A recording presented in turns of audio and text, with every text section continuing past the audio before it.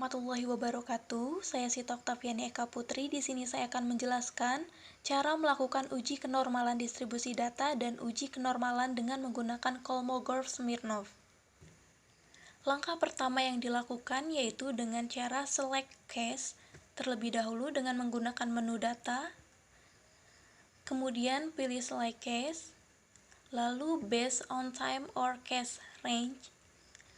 Range-nya kita mengambil 1 sampai 28. Lalu continue. Oke. Kita bisa lihat kembali lagi ke data.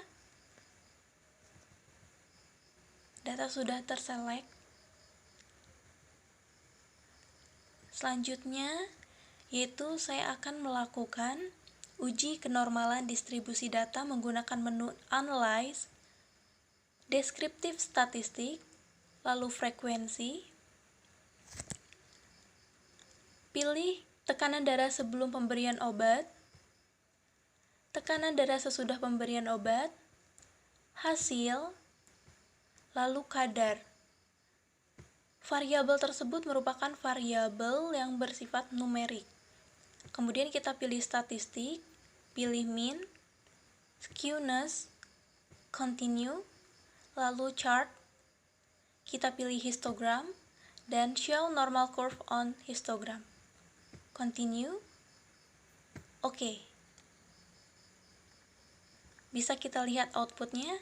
Di sini untuk menentukan normal atau tidaknya suatu data, kita bisa lihat dari skewness dan standar error atau standar error dari skewness. Kita bisa lihat di sini outputnya. Ya, ini merupakan kurvanya. Selanjutnya yaitu saya akan melakukan uji kenormalan dengan Kolmogorov-Smirnov.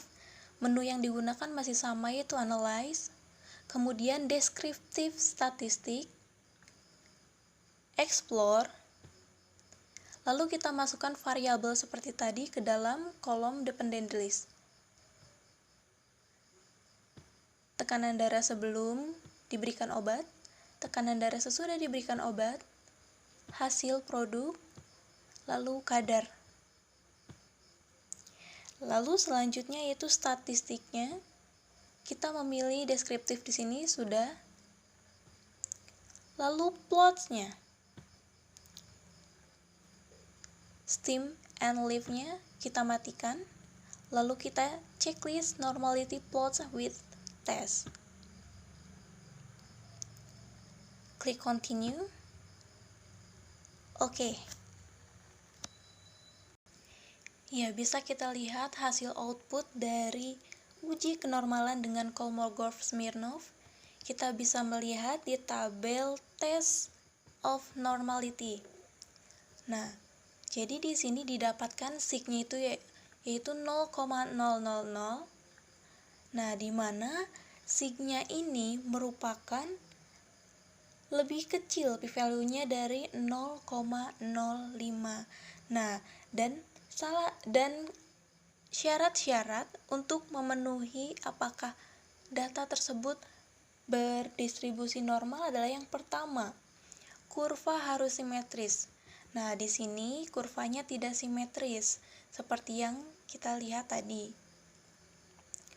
Lalu, nilai dari skewness yang dibagi dengan standar error skewness yaitu harus kurang dari 2. Nah, sedangkan yang tadi kita dapatkan itu hasilnya lebih dari 2 semua. Dan yang terakhir tadi hasil dari uji Kolmogorov dan Smirnov itu p-value-nya lebih kecil dari 0,05. Maka di sini kita dapat nyatakan bahwa distribusi data tersebut tidak normal, maka kita dapat menggunakan uji statistik non-parametrik. Nah, karena seperti yang sudah saya katakan tadi bahwa di sini datanya memiliki distribusi tidak normal, sehingga uji yang harus kita lakukan adalah uji statistik data non-parametrik. Nah, sedangkan apabila nanti menemui data yang memiliki distribusi normal, maka kita dapat menggunakan uji statistik parametrik. Nah, mungkin itu saja video yang dapat saya buat, dan langkah-langkah uji statistik dan langkah-langkah uji kenormalan distribusi data dan uji kenormalan dengan Kolmogorov-Smirnov. Kurang lebihnya mohon maaf. Wassalamualaikum warahmatullahi wabarakatuh.